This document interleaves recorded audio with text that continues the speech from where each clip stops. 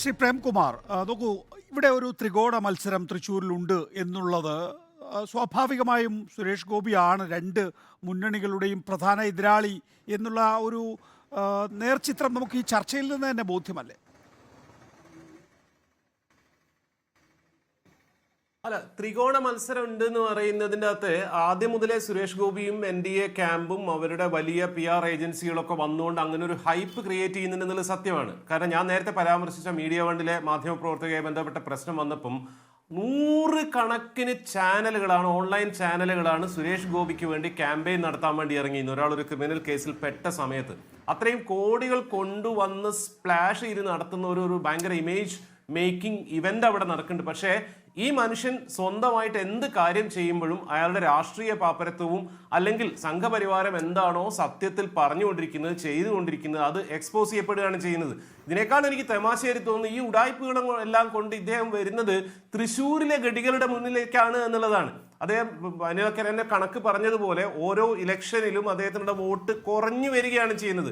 ആദ്യഘട്ടത്തിൽ സുരേഷ് ഗോപി എൻട്രി ചെയ്യുമ്പോൾ, നമ്മൾ പൊളിറ്റിക്സ് മാറ്റി വെച്ച് സംസാരിച്ചാൽ, സുരേഷ് ഗോപി എൻട്രി ചെയ്യുന്ന സമയത്ത് BJPയുടെ പിന്തുണയുള്ള BJPയിലേക്ക് വന്നിട്ടുള്ള ഒരു സൂപ്പർ സ്റ്റാർ ആയിരുന്നു.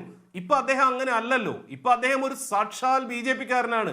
കേരളത്തിൽ ഏത് മണ്ഡലത്തിലും ഒരു BJP കാൻഡിഡേറ്റ് വന്നാൽ അദ്ദേഹത്തിന് കിട്ടാവുന്ന വോട്ട്, അദ്ദേഹം ഉണ്ടാക്കാവുന്ന ഒരു ചലനം എന്നതിൽ കവിഞ്ഞ് എന്തെങ്കിലും ഒരു സംഗതി സുരേഷ് ഗോപി തൃശ്ശൂരിലെ ഇലക്ഷൻ കോൺടെക്സ്റ്റിൽ ക്രിയേറ്റ് ചെയ്യുമെന്ന് ഞാൻ വിചാരിക്കുന്നില്ല.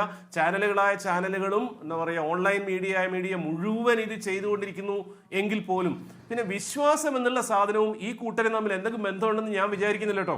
വിശ്വാസം സത്യവിശ്വാസമാണെങ്കിൽ അവർ ഒരു കാരണവശാലും ചെയ്യില്ല മറ്റൊരു വിശ്വാസിയുടെ ആരാധനാലയം തകർക്കുക എന്നുള്ളത് ചെയ്യില്ല.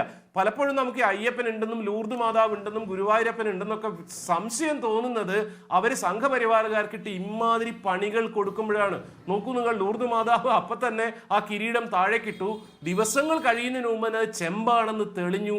ശബരിമലയിൽ നമ്മളത് കണ്ടിട്ടുള്ളതാണ്. സാധാരണഗതിയിൽ ഇപ്പൊ എന്റെ രസം എന്ന് വെച്ചാൽ കേരളത്തിൽ BJP നയിക്കുന്ന K. സുരേന്ദ്രൻ സാധാരണഗതിയിൽ അച്ഛനോ അമ്മയോ മരിച്ചാൽ ആണ്ട് ബലി കഴിയുന്നതിന് മുമ്പ് ശബരിമലയ്ക്ക് പോവില്ല. അതിനു മുന്നേ എടപ്പാളിനപ്പുറത്ത് വളയംകുളത്തുള്ള റൈസ് ആൻഡ് ഫിഷ് എന്ന് പറഞ്ഞ ഫിഷ് മാത്രം കിട്ടുന്ന ഒരു റെസ്റ്റോറൻറ്റിൽ നിന്ന് ഭക്ഷണവും കഴിച്ചിട്ട് ഇരുമുടിക്കെട്ടും എടുത്ത് ശബരിമലയ്ക്ക് പോയിരുന്ന ആളാണ് കേരളത്തിൽ ഇപ്പൊ BJPയെ നയിക്കുന്നത്. വിശ്വാസം എന്നുള്ളത് ഇവർക്ക് ആളുകളെ പറ്റിക്കാൻ വേണ്ടിയിട്ടുള്ള ഒരു സംഗതി മാത്രമാണ്. അതുകൊണ്ട് വേറെ ആര് വിശ്വാസത്തെ പറഞ്ഞാലും ആളുകളെ ഭീഷണിപ്പെടുത്താനും കച്ചവടം ചെയ്യാനും രാഷ്ട്രീയ ലാഭം ഉണ്ടാക്കാനും വേണ്ടി ഉപയോഗിക്കുന്ന ഒരു സംഗതി മാത്രമാണ്.